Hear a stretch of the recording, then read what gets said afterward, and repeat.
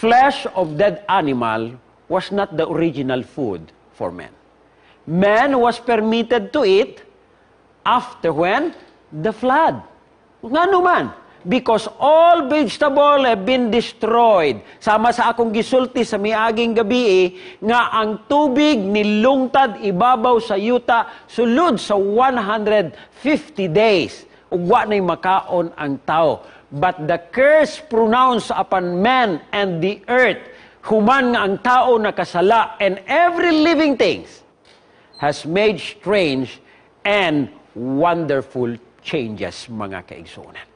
Nanay kausaban, since the flood, the human race has been shortening each period of existence. So makita nato nga gikan sama sa atong nakita kagabi nga ang kinabuhi sa tao nagakagamay na ang iyang mga katuigan. It is because of the effect of sin. It shortens each period of existence.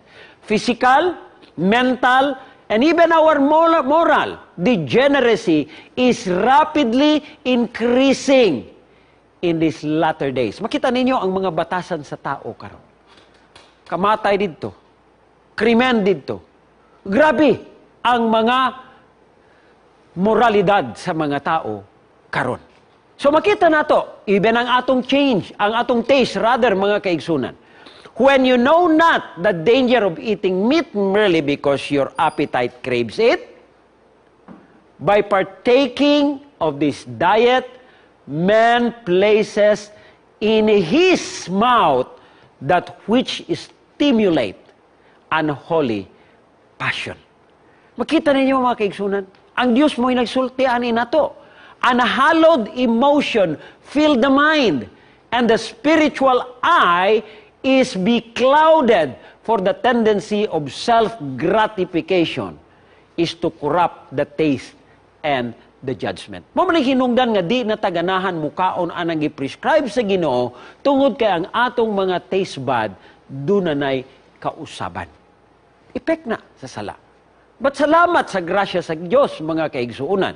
By furnishing your table with this kind of food, you go counter to the will of God.